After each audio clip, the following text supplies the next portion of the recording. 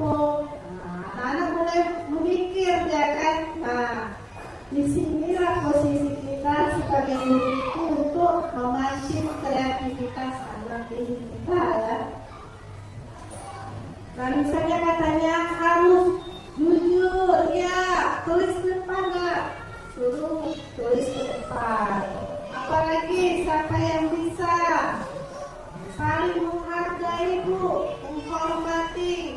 Oke, tidak semuanya kita tampung Bu, karena mereka itu kan berpikir. Jadi kita tulis dulu apa yang mereka inginkan seperti itu di kelas. Nah, misalnya 10. Nah, ini anak-anak kebanyakan. Misalnya salah anak-anak mengungkapkan, anak-anak ini tidak perlu ya seperti itu, ya, kata-kata yang menyentuh hati anak didik kita seperti itu. Jadi anak didik kita itu merasa dihargai seperti itu. Jadi anak didik kita itu bukan anak didik yang masih kecil, tapi kita menghargainya seperti orang dewasa. Dan kembali lagi kita itu harus menggunakan prinsip-prinsip guru BK seperti itu. Harus lingkup semua ya Bapak Ibu ya. Nah, di sini tadi kan posisi kontrol dan 5 itu tadi yang sangat dianjurkan sekali adalah posisi manajer. Artinya posisi kita mengajak komunikasi kepada anak-anak yang melakukan kesalahan. Nah, bagaimana kita mendeteksi kesalahannya? Kita menggunakan segitiga restitusi. Apa itu segitiga restitusi? Ada bisa tolong membacakan?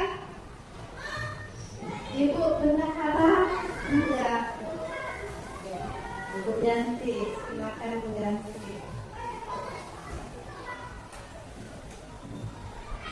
Segitiga restitusi yaitu suatu proses dialog yang dijalankan oleh guru agar dapat menghasilkan murid yang mandiri dan bertanggung jawab.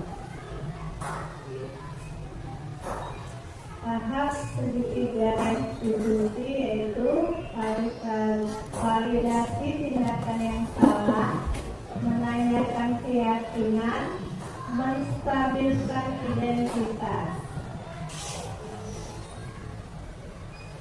Terima kasih kepada Yanti. Ya, jadi segitiga restitusi itu adalah suatu proses dialog yang dijalankan oleh guru agar dapat menghasilkan murid yang mandiri dan bertanggung jawab. Tahapannya ada 3 Bapak Ibu guru. Satu, kita itu menstabilkan identitas. Kedua, validasi tindakan yang salah. Kemudian menanyakan keyakinan. Keyakinan kelas yang telah kita buat tadi. Misal contohnya anak didik kita itu melakukan kesalahan, misalnya apa? Kalau anak Anda itu Bu ya susah sekali untuk mengontrol tidak makan pada saat jam pelajaran. Akan tetapi mereka tidak bisa dihalangi karena itu motivasi intrinsik mereka kan dari dalam diri mereka. Jadi dia makan, dia suka-suka dia makan. Nah, jadi bagaimana kita tuh menegurnya tanpa menghardik, tanpa melukai perasaan anak didik kita. Kalau biasa ibu guru yang lama atau biasanya kita sebelum kurikulum merdeka, nah langsung dengan nada tinggi kan, anak-anak terkejut, mungkin ada yang nampak terceceran, terkejut bukan suara itu besar, badan besar dulu kan, jadi takut.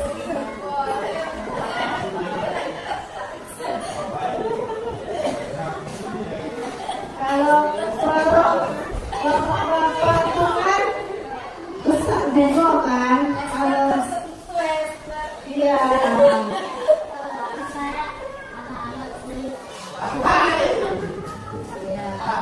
mohon maaf ya Bapak-Bapak, itu misalnya saya menggunakan kata-kata yang berkonotasi negatif, itu hanyalah untuk memancing Bapak Ibu pemikirannya masih di sini, masih di rumah. Ya, masuk akal ya. Nah, seperti itu juga kepada anak didiknya. Dia yang paling sekian kalau kelas tinggi itu dia mana anak itu aku ucapkan. Ya, apa? Misalnya seperti bapaknya kan sering halo, hai, seperti itu. Sudah belum nak? Sudah Bu, mana sudah lihat? Oh ya kan? Oke, sudah kalau kelas tinggi itu sudah bisa ada sambil ya. Nah, untuk yang misalnya mangkat pada saat jam pelajaran, kita biarkan dulu Bapak Ibu dia mangkat. Tapi kita amati, kita catat misalnya baju ya. Ya, terus ya, setelah jam pelajaran habis, istirahat atau pulang, kita panggil Bayu ke sini nak, ketidur. Iya Bu, betul, ya, betul. Ya, terus Ibu dulu sering loh makan terus pada saat guru sedang menerangkan. Nah, itu termasuk menstabilkan identitas. Artinya itu bertanya tapi tidak menyinggung kesalahannya, seperti itu kan. Nah, jangan langsung apa berdoa langsung. Jadi kita itu dulu pernah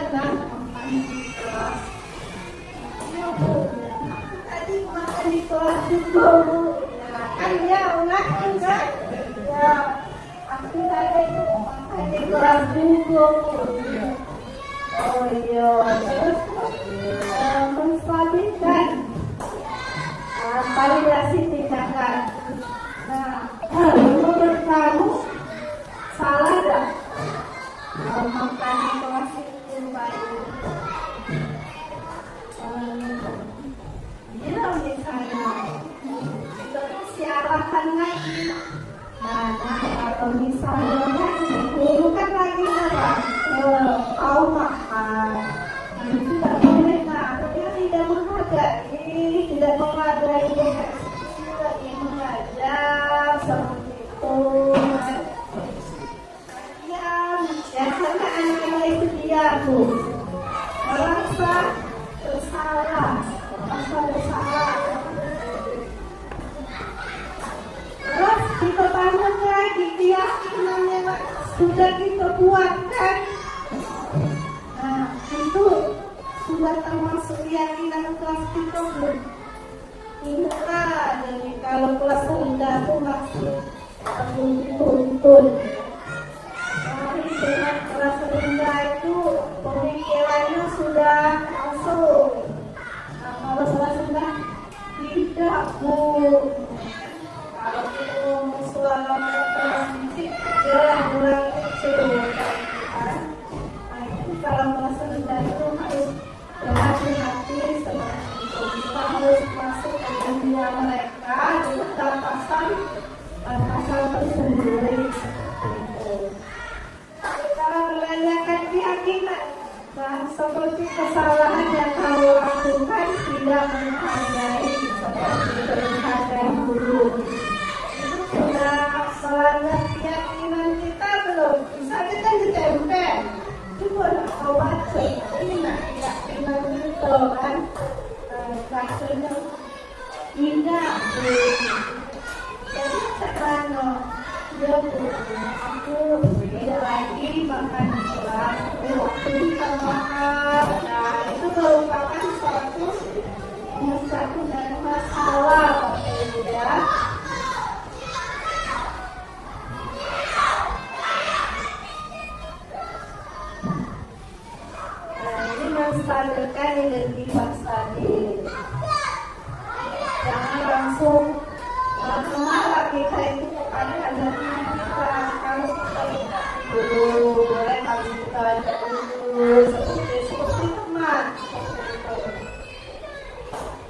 kamu berhak merasa begitu, seperti itu. Berbuat salah itu wajar.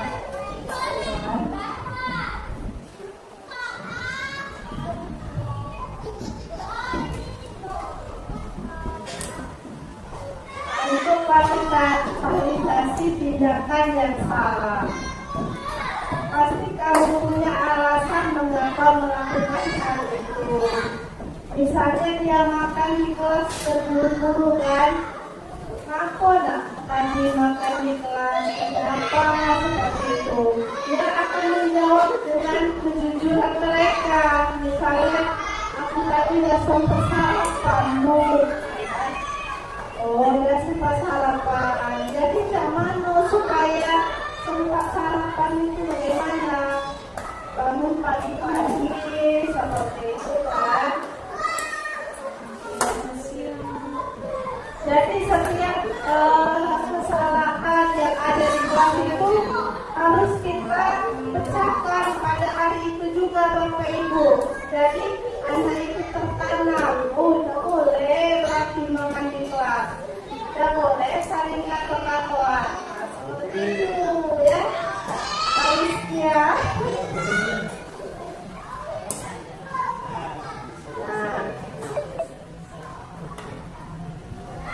Sehingga lahirnya budaya positif yang kita tanamkan kepada adik-adik. Budaya itu apa? Misalnya budaya itu apa? Yang mengartikan budaya itu apa? Ada yang bisa bantu jawab. Menjadi budaya positif seperti itu. Maksudnya bagaimana?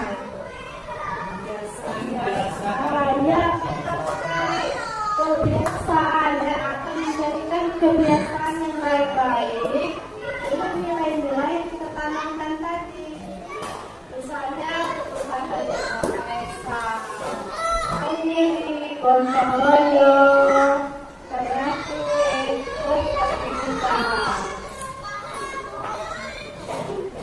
Jadi penerapan program disiplin positif hendaknya guru memiliki standar kepribadian profesional sosial yang baik, di mana guru mampu merefleksi dirinya dalam posisi kontrol saat tidur.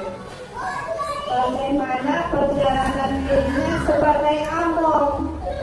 Among itu artinya penuntun, Bu ya. Kita sebagai guru ini menuntun anak didik kita. Bukan artinya menuntut, memaksa anak didik kita itu pinter. Tidak, bukan. Nah, among atau manajer yang menuntun murid-muridnya menjadi insan yang mandiri, merdeka dan bertanggung jawab.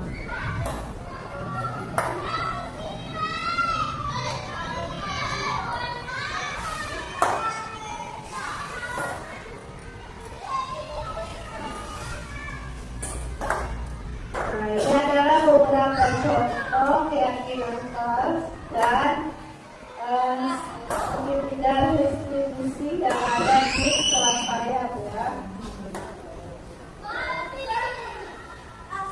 Yang kedua ya, ini diskusi artinya Bu, Bapak Ibu ya, diskusi hari ini kita seperti itu.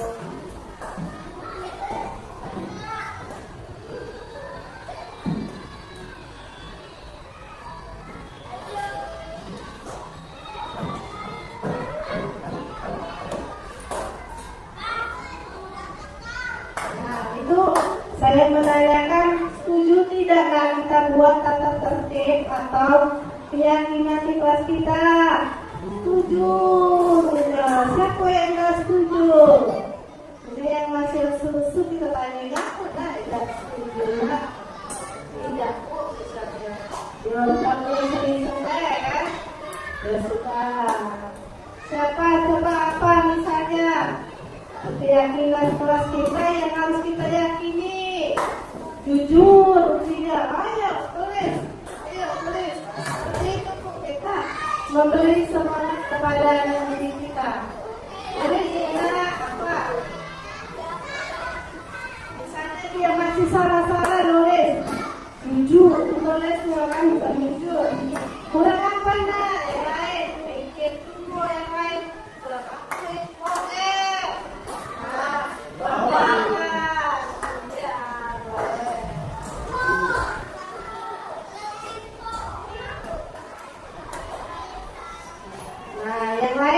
berpikir juga, Bu, apalagi nak yang harus kita yakini di kelas ini.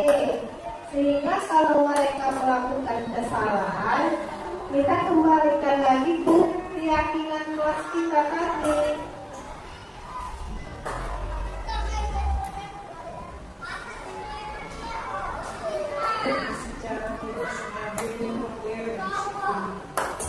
Pak Bu, silakan Bu, berikan pendapat Bu. Sangat menghargai itu. Artinya mereka sudah membuat disiplin diri untuk mereka sendiri. Ya, bagus. Artinya sangat menyenang sekali ya, saya sangat apresiasi kepada teman-teman yang pada hari ini. Artinya mereka itu sudah termotivasi dalam dirinya sendiri ya Bu ya. Bukan dorongan kita, apa seperti itu kan, karena pemaksaan bukan. Artinya motivasi dalam diri sendiri itulah yang akan menimbulkan kebudayaan positif. Kebudayaan positif yang sesuai dengan prinsip pelajaran Pancasila yang 6 dimensi itu tadi Bu, sangat bermanfaat sekali Bu untuk anak didik kita untuk selanjutnya. Ya.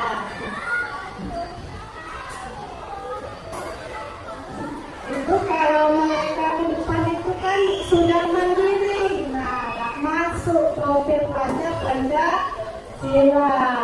Misalnya dia menentukan ide, berarti sudah berpikir kreatif.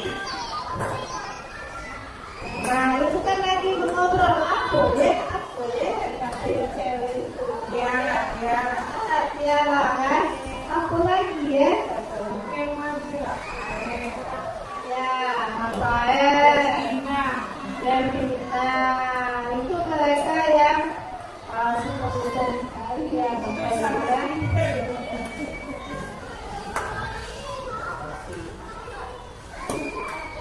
nah untuk kalau di kelas tinggi enak sekali mengajarnya Bapak Ibu. Kita ada kolaborasi ya, karena pemikirannya sudah sangat luas. Kita tinggal menuntun anak didik kita. Nah, keyakinan ini kita harus tulis di kelas. Bagaimana? Semangat untuk membuat keyakinan kelas? Ya, terima kasih. Jadi tidak ada pemaksaan di antara kita seperti itu. Mereka harus menemukan motivasi dalam pikiran mereka. Jangan ada paksaan.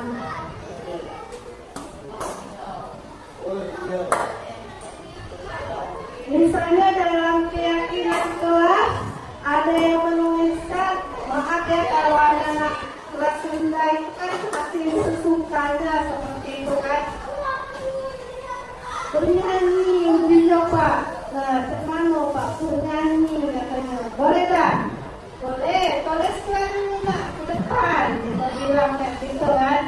Tuliskan dulu bernyanyi. Nah, kayak gitu Bapak. Ya, pokoknya kita itu menghargai pemikiran mereka. Jadi bernyanyi ada ya. Nah, silakan boleh. Nah, kira-kira bernyanyi itu mengganggu kita belajar nggak, Nak? Nah, berikan lagi. Iya, Bu. Ini mengganggu, Bu. Sudah kita kasih sinyal ya. Setuju dah. Katanya, ya oke. Seperti itu ya.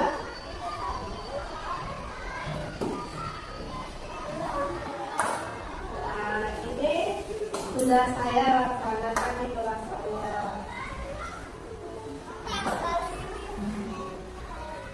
Nah, ini saya mau manggil anak didik kami Lukman, karena tadi mengatakan Ayu itu gendut. Yang Ayu itu gendut ya musuhnya kita ya. Badannya besar, badannya gendut ya.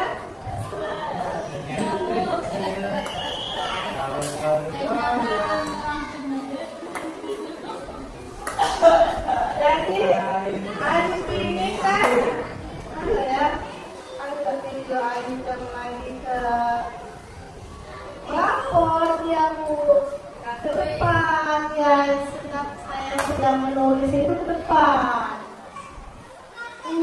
Kalau saya belum kembali ngatoi aku gendut video kan. Kalau sebagai guru itu tidak boleh seperti mengejek ya, tidak boleh tertawa, tidak boleh langsung tertahan ya. Menahan image, harus menahan image. Walaupun sebenarnya tidak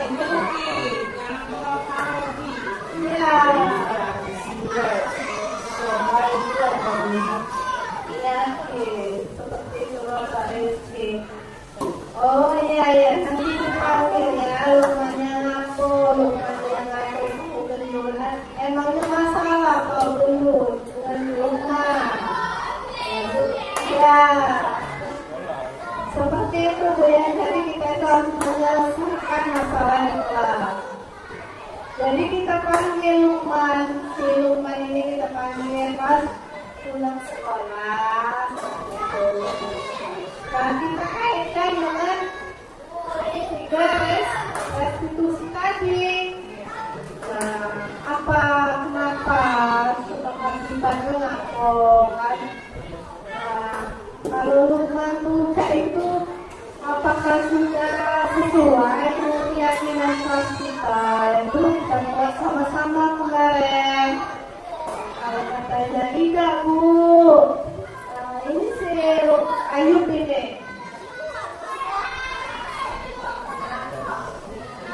Ya, tidak kedengaran ya. Ya. Ya, akhirnya berteman tidak sesuai dengan keyakinan kelas.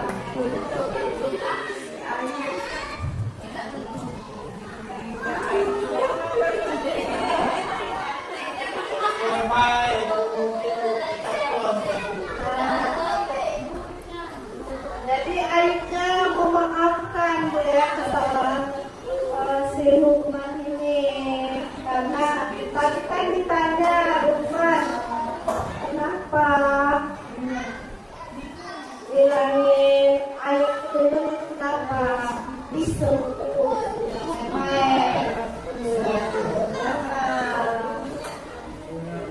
jadi tidak boleh Lukmannya kan menyinggung perasaan orang lain seperti itu. Jadi mereka akhirnya saling memaafkan seperti itu.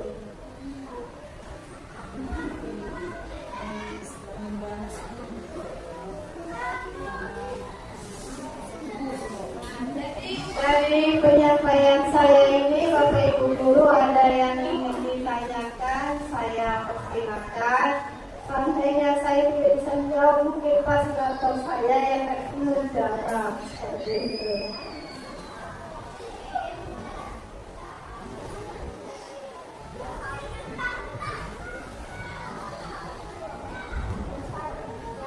Assalamualaikum warahmatullahi wabarakatuh.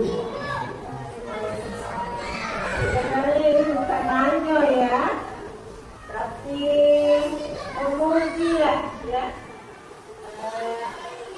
Terima kasih banyak buat Ibu Esti. Setidaknya karena Bu Esti ngajak teman-teman namanya pengimbasan ya, jadinya teman-teman guru sudah banyak tahu ya apa itu tadi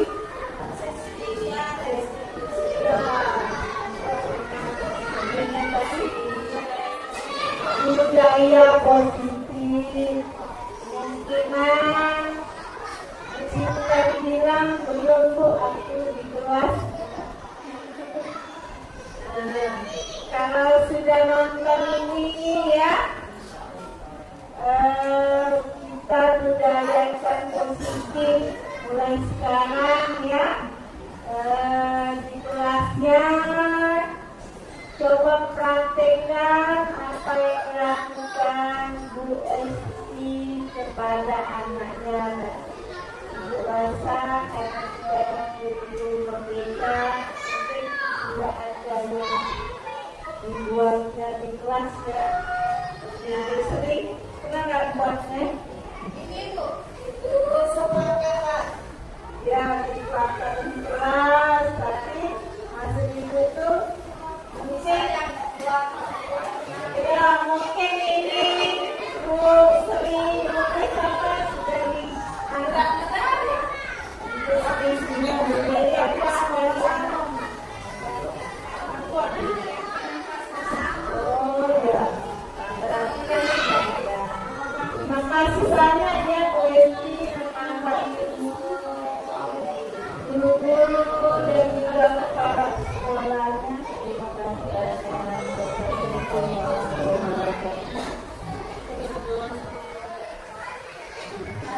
kasih kembali kepada kepala sekolah, kawan dan motivasinya selama ini ya Bapak Ibu Guru ya. Bagaimana Bapak Ibu Guru? Masih ada yang ingin ditanyakan? Ya, silakan berdiri. Itu kalau kita tahu ini berarti kalau yang direkam videonya kan tempat duduknya itu mejanya diatur posisinya ya.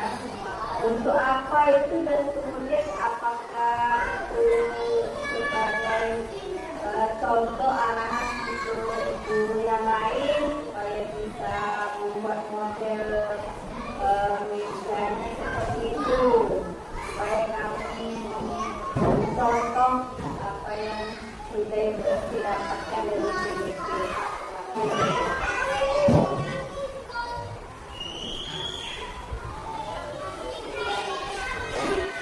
Jadi tempat duduk itu Bapak Ibu ya kadang diputar-putar, kadang berkelompok, kadang berbaris. Itu hanya untuk menimbulkan motivasi anak didik kita. Yang kami kasih supaya mereka itu bersemangat dalam belajar. Kalau monoton hanya berbaris terus itu dari zaman kita dulu sudah seperti itu ya Bapak Ibu Guru ya. Misalnya ada anak-anak yang mau ke depan, Bu, aku tidak kelihatan Bu, boleh tidak ke depan? Boleh, tapi jangan mengganggu teman. Dia sudah izin saja sudah kita hargai ya Bapak Ibu ya, jangan tidak seperti itu. Dan kalau berkelompok itu kan, misalnya kita ada tugas berkelompok itu kan memancing untuk anak didik kita itu untuk mandiri, saling menghargai, saling menghormati kepada didik kita. Kalau misalnya Bapak Ibu Guru ribet, itu boleh, berbaris boleh. Kalau saya itu supaya tidak menonton, tidak bosan seperti itu ya Bapak Ibu ya. Nah itu kalau kelas 2 mereka suka, misalnya ini baru 3 hari berubah tempat duduknya. Saya tidak berpesan, seandainya mereka tidak suka, itu mereka kembalikan meja dan kursinya seperti biasanya kan. Akan tetapi saya masuk pada hari berikutnya, kursi itu sudah diaturnya kembali. Ini cek ini cek ini. Nah, itu kan menimbulkan jiwa kepemimpinan. Karena didik kita itu tidak berpikir, kan? Tidak datang sekolah itu terus mengganggu teman. Jadi tidak boleh ya, harus kita tutup. Artinya kita seorang guru ini harus selalu menuntun untuk menimbulkan anak didik itu ke nilai-nilai profil pelajar Pancasila tadi Bapak Ibu. Ya, jadi itu menguatkan anak didik kita untuk menghadapi kehidupan yang akan masa datang. Kehidupan masa datang seperti itu ya. Mereka sudah mandiri pola pikirnya karena sejak kecil itu sudah ditanamkan untuk mandiri, untuk selalu berketuhanan yang Maha Esa, mensyukuri apa nikmat Tuhan seperti itu kan, apa yang diberikan kepadanya, harus mandiri, berkolaboratif dan berpikir kritis. Kalau boleh kita itu misalnya Pak Rizky dia murid ya Pak Rizky ya, belum sebentar tandingan. Nah, kita kasih nilai matematika 20 kan, padahal salah Pak Rizky, benar Pak Rizky, tapi kita salahkan. Nah, kalau dia kritis kan dia maju ke depan. Apa saya disalahkan seperti itu kan? Saya kan benar. Nah, misal dia mengambil punya koleksi, disamakannya sama koleksi kan? Nah, punya koleksi bu bener kan katanya kan? Punya saya kata Pak Rizky disalahkan. Kenapa bu? Ya tadi ibu tadi memancing Rizky kok diam kayak melamun seperti itu kan, seperti memikirkan sesuatu.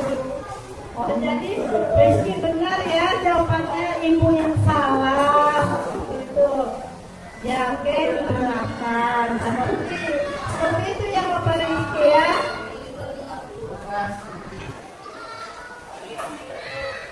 Ya, jadi kalau misalnya peserta didik kelas tingkat tinggi itu mereka diam, kita tanyakan, mereka ribut, kita tanyakan ya Pak Rizky.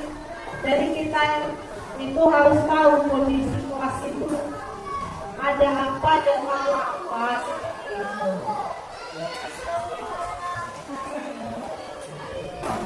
Jadi remote control tadi yang harus kita tetapkan adalah apa Bapak Ibu? Manajer untuk memecahkan kesalahan anak kita ya, sehingga mereka itu tahu kesalahannya dan mandiri dan apa yang solusinya apa seperti itu. Yang kedua, apa langkah-langkahnya dalam memecahkan masalah tadi? Kita gunakan segitiga tadi bu, segitiga restitusia, lambda, refleksia. Jadi kita harus mengetahui apa itu segitiga restitusi. Apalagi kita sekolah penggerak ya Bapak Ibu. Misalnya kalau kita ditanya apa restitusi, kita sudah tahu walaupun dikit, tapi kita sudah nyambung seperti itu. Jadi untuk memecahkan masalah intinya menggunakan komunikasi dengan anak didik kita itu. Ya, demikianlah penyampaian saya tentang budaya positif. Alhamdulillah hari ini berjalan dengan lancar dan terima kasih kepada kepala sekolah dan rekan guru, Bapak Ibu guru yang saya sangat sayangi dan saya banggakan. Marilah kita melakukan perubahan positif untuk SDN 10 SDN 10 luar biasa. Siap menerapkannya di kelas Bapak Ibu guru? Siap. Ya, terima kasih. Wassalamualaikum warahmatullahi wabarakatuh.